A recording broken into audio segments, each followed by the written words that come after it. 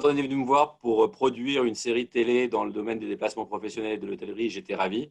J'ai trouvé l'idée brillante.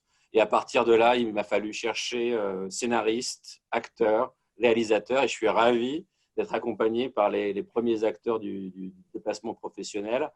Donc, dont toi, Thibaut, réalisateur. Tu veux nous parler un peu de ton rôle?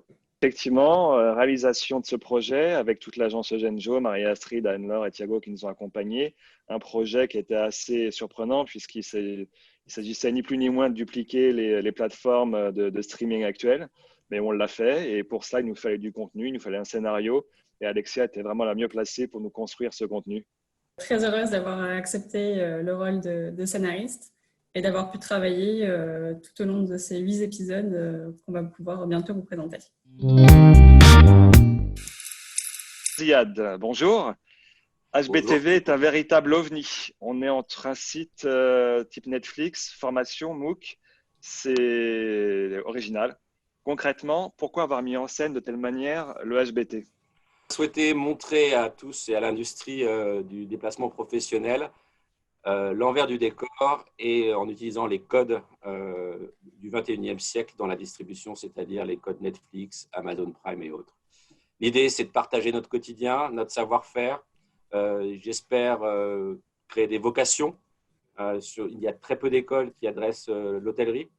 Et puis travailler également avec nos agences distributeurs et nos clients corporate pour leur faire comprendre comment bien gérer cette dépense hôtelière aujourd'hui peu maîtrisée.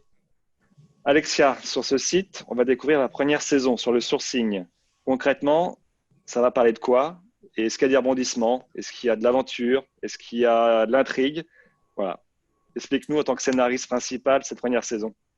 Dans cette première saison, on a voulu aborder le thème donc, du sourcing. C'est un projet qui peut prendre jusqu'à 9 mois dans l'année pour un acheteur. Donc, c'est un sujet vraiment clé et important sur lequel nous voulions toucher toute personne disponible à pouvoir se former sur les notions essentielles qui sont la connaissance du marché hôtelier, l'analyse, la négociation, l'achat et la remontée d'informations.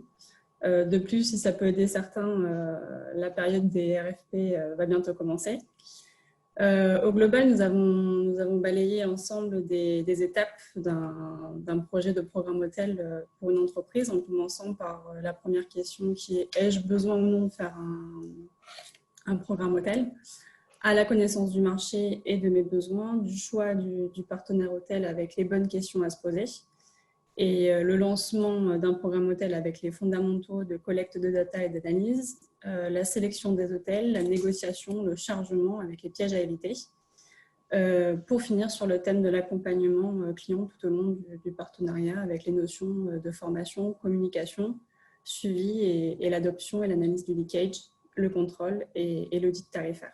Toute la saison se compose de 8 épisodes, basés principalement sur du texte, mais aussi de la méthodologie, les bonnes pratiques à connaître pour l'ensemble des personnes qui vont se former, et des vidéos qui évolueront avec le temps. Alors concrètement, qu'est-ce que l'internaute va y trouver sur ce site? Partie du principe que l'internaute aujourd'hui est très connecté. L'actualité nous confirme que le télétravail aujourd'hui est plébiscité à plus de 80%.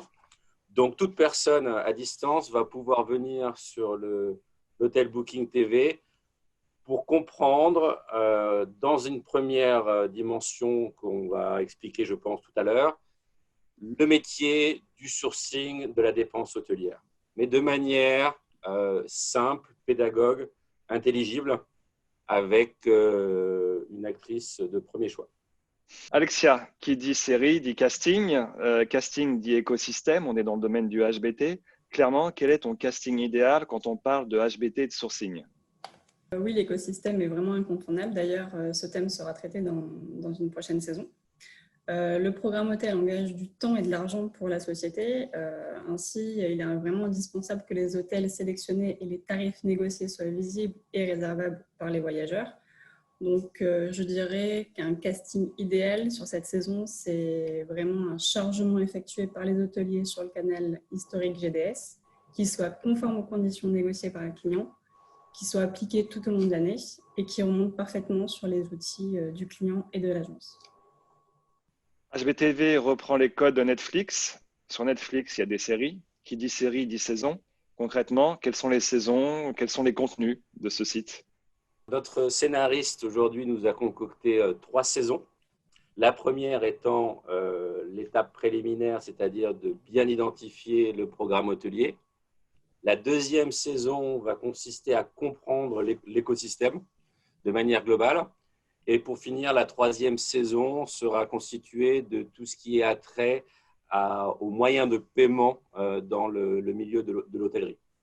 Puis chaque saison va être déclinée en épisodes par étapes qui vont être lancés au fur et à mesure, comme les chaînes type Netflix que tu as dit si bien. Et on pourra rajouter bien évidemment des bonus en fonction de l'actualité et des informations que souhaitent diffuser nos partenaires. Cette première saison, elle est riche, elle est complète, elle contient 8 épisodes que les internautes découvriront au fil des semaines à venir.